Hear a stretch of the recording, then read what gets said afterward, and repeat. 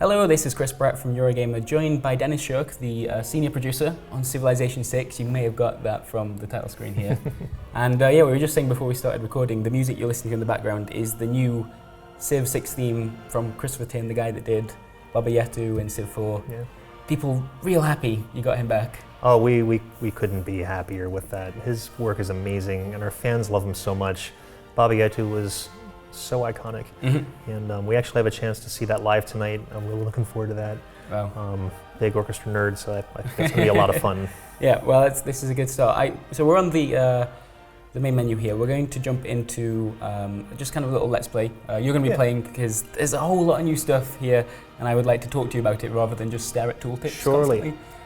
So who shall we play as if we start a new game? Let's go ahead and we'll create a game.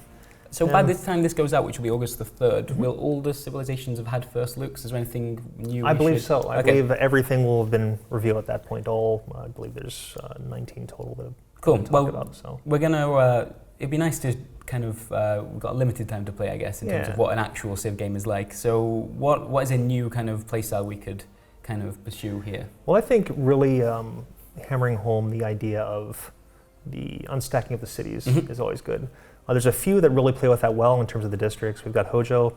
You can see his main ability here is all districts receive an additional standard adjacency bonus for being adjacent to another district. Right, okay. So if you put a campus next to mountains, you're receiving science. Yep. If you put a campus next to a commercial district, he'll start receiving science from that too. Right, just for being next door. Cool. Another one who's kind of strong with that is Pedro II. That's who I've just been playing as, actually. So his kind of bonuses come from using rainforest tiles, which, can be really good if you get the right starting setup, I think. I actually saw you had a couple starts. Your first start, you were in the middle of dense jungle. I'm like, oh, he's going to be slow at the gate. Later on, that would be really powerful. Yep. But you still have to clear some of that to make some room, so that would have been tricky. I am so embarrassed that you saw that. That was in a room full of people. I spotted it. No, I was thinking to myself, he's going to restart. He's totally going to restart. I did. So I probably would have too. It was a little too heavy for jungle for me. But in terms of Pedro, that later on, if you had the patience, like if you weren't limited in your gameplay today, that would have been an amazing start because you could pretty much tailor where you want to put your districts with that much jungle, and you're going to get adjacency from all of that jungle. Okay, well, one of those two sounds good. Who would you prefer to play, I guess? Hojo's always good. I love Qin Shi Huang for a different reason, just because I'm a culture player. He's able to rush ancient classical era wonders. And Catherine, which is another one we actually talked about upstairs, also very strong later in the game on culture, mainly because she gets the big tourism bonus from her wonders. But it's her espionage and diplomatic visibility, which is a lot of fun to play with. Yep. Normally, I would probably pick her, but for the adjacency bonuses, we'll go ahead with Pedro and see where we land. Cool. I'll see how you play this compared to how I did. So we're loading off of a thumb drive right now, so the load might take a little bit longer. Sure. Depending how chaotic we want it to be, we can play on continents or Pangea. We'll just go ahead and stick to continents now, so a lot of the other leaders aren't quite messing with us. Yep. And start the game. So you can see some of the other things that he's really good at. He's got the Street Carnival. That's his unique district. That basically replaces the entertainment district for everybody else. And with the Street Carnival, he's going to be generating twice the Great People points after the project is completed. So to explain projects a little bit, when you have a district down, whether it's a campus or in this example, a Street Carnival, it unlocks a unique project that you can work on. In Civilization 5, if you remember, you had projects when you had World Congress where you could work on. Sure. And you had very generic projects like, I want to convert all of a certain amount of my production into gold. So you can just do gold. With this, I can do special things related to research. I can do special things related to the Street Carnival. And if I set it to a Street Carnival Great Person Point generating project, it generates points at twice the rates of some other entertainment district. Thematically, that's what Pedro is all about, right? He wants great minds. He wants to attract all of those great minds to his country, to Brazil.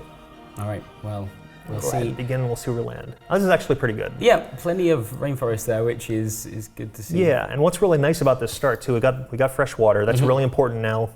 Before, I saw a couple players that might have like, well, I'm going to move him over here and found my city here. Sure. And that means you're going to be off to a slow start because cities in Civilization require fresh water, or else your housing cap is going to be met. There's a couple different balances to each city. There's housing and then there's amenities, because you need to keep them happy with amenities. And the housing cap means you need to keep your city in a good enough state for more people to live there. Otherwise, they're not going to be wanting to live there. Absolutely. I'm interested to see, do you go for a single move or do you found immediately? Because watching a senior producer on Civilization picking the starting city, this is a privilege. I'm on team settle. Nice. Okay, there we are. I love that there's 2 mountains nearby too, because I'm always looking for mountains for different adjacency bonuses too. And from this point, we're just going to go ahead and start exploring. And I don't like to say that I have a typical starting routine, but I kind of do, because the first thing you want to watch out for is Barbarians. The Barbarians are much more aggressive now than they have been in the past. If you see a Barbarian scout run to the edge of your city and then turn around and run away, you should panic and start building stuff or chase them or kill them. The second game I had with Brazil, I got completely, I had a much better start and then got slowed down by so many Barbarians. I was just trying to build peacefully and have a nice time. No, you're not allowed to do that. Brazil's all about like placing buildings in the right places, using this new map. Yes. They weren't having it. It is, but one of the things that Ed wanted to do is he wanted you to play the map. Everything got pulled out of the map now. Sure. So your comfort zone included. Because we want the experience to be different. Every time you start with Brazil, you shouldn't be able to do the same thing. Absolutely, yeah. So this barbarian variance that they put in, the AI they wrote for it, you might start in a location one game that doesn't have any barbarians near you at all. You might start another one and you might have 4 different camps all around you that you have to clear as soon as you find them. You have to clear them quickly because they'll be all over you. Absolutely. So we do have some bananas and we have some incense nearby, which is good. Nice. So I might start down the path to pottery instead. I don't really have anything mineable or quarryable. That seems to make sense. And then, do you have any idea at this stage, looking at your starting position, what a good kind of mid-game strategy is going to be for Brazil here? Not yet. It's going to depend on where. Yeah, I'm going to see where this game actually takes me. Okay. Okay, so we found a goody hut out here somewhere in the distance, right over here. Oh yeah, there. I do like the. Do you like the mid-fog now? That style, that it's map? very cool. It feels like a map, which is a strange thing to say about a map. Now that's really what they wanted to go for when they put this together. I mean, we've done the black fog of war, we've done the clouds, and looks like we've grown.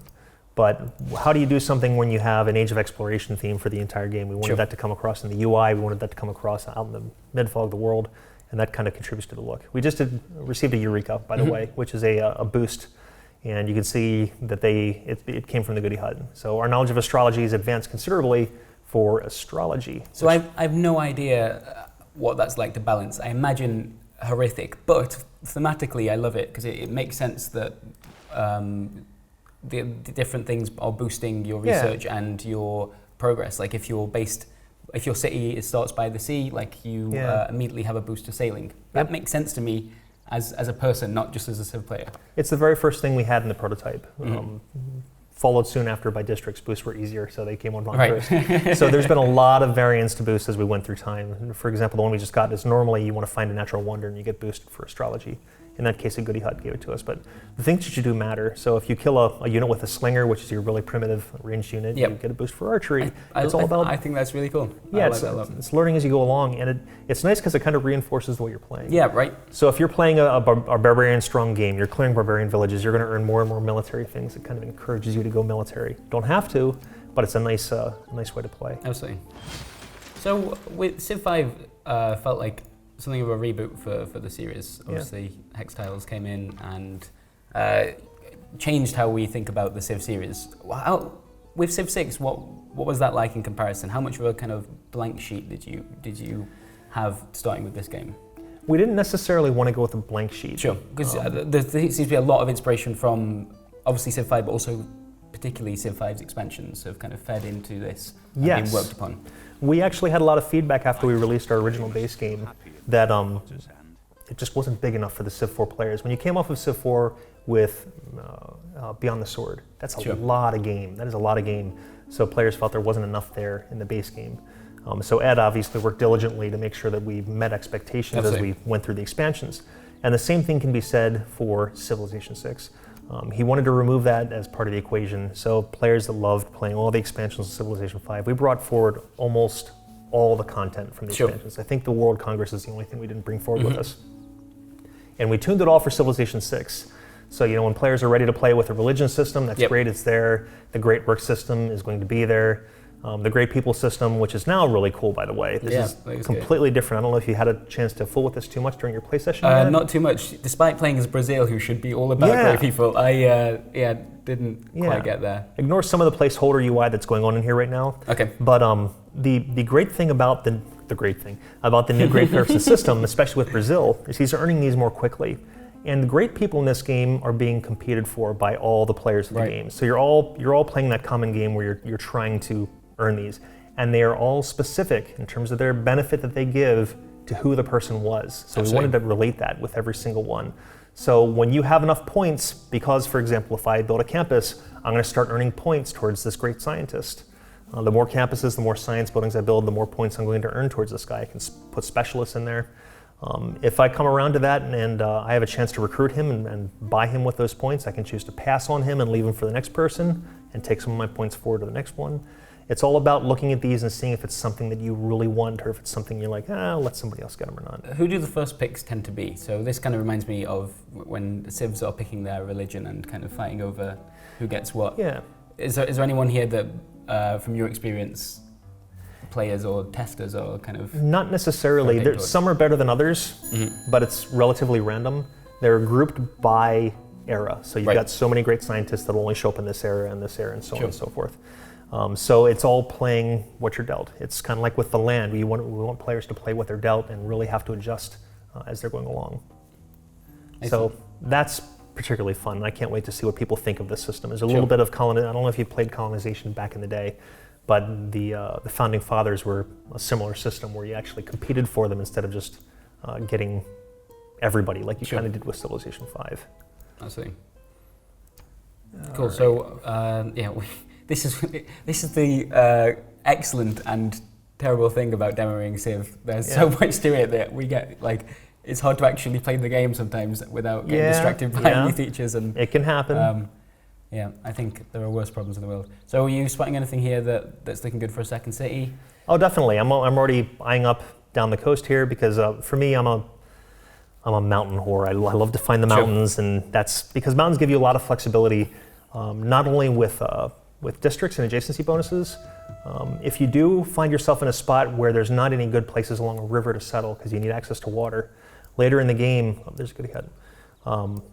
If you found out in the middle of land, but you're 1 hex away from a mountain, or actually 1 hex away from river or anything else, you can actually build an aqueduct and get fresh water that way too. Does that take that tile? It takes a district tile, so you will have to take a district in between. I like how that will look, actually. That makes sense. It's very cool. It's very cool. Okay, we've got another goody hut down there. And it looks like we're ready to do our first government too.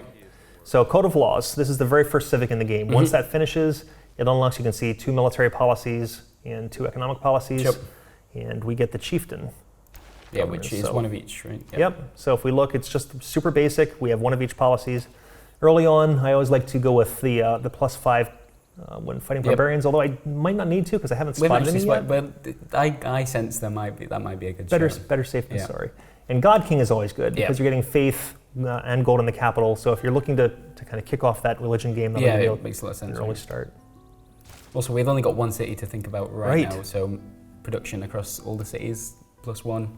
And I'm also have the ability for craftsmanship and foreign trade. I love foreign trade because when you get your first trader, that's a really good way to spool up your gold income. That also has an impact on the diplomacy, right? Yeah. So if we actually find another leader before I finish foreign trade, and or at least another city-state, I can actually make a game of that. Because if I finish foreign trade, then I have to take the time to build the trader. I'm hoping I meet somebody by then. Because so if I send the trader to the other leader, I'm going to start getting tidbits of information back because that's the first level of diplomatic visibility that we'll get. So a little bit of gossip coming back from a trader. If I send it to a city-state, that's also going to benefit me because then I started improving relationships with that city-state, which can give me other benefits. So my slinger got done here, so I'm going to go ahead and keep him exploring. I want to make sure that there's nothing lurking out here in the fog. Those aforementioned barbarians. I do like with the diplomacy actually how much the game tells you up front, but also how much it tells you it's hiding from you right now. As the player, I still feel like I've got some control over what's going on there, but the hidden agenda is often the big thing to consider with new leaders that you meet. Yes. And we just met somebody. Speaking of which, Qin. This is Emperor Qin Shi Huang. Chinese Empire. That's not great for me, because if I was planning on playing that culture game, he's constantly getting really snotty about somebody else building more wonders than he's building. So it can mean tension, and that's usually the game that I play, is that wonder race, and later on tourism and such. So one of the nice things is we wanted to have a decision right away at the beginning too, because in 5 there was no decisions. It's just like, hey, see ya, and that was it. We'll talk a bit later on. Yeah. So the second question they usually ask is about sampling their hospitality. So it's the decision of, do you want to reveal your city to them and they reveal it to yours, where it's at in the fog, or sorry, not this time. Cool. Well, I think we're approaching the end of this Let's Play. Thank you very much for running us through this, and yeah, I guess we're waiting until October now. 21st, I think. 21st. 21st. Okay, well. If I might be wrong. Fall. How about that? Excellent. Thank you so much. Thank you very much.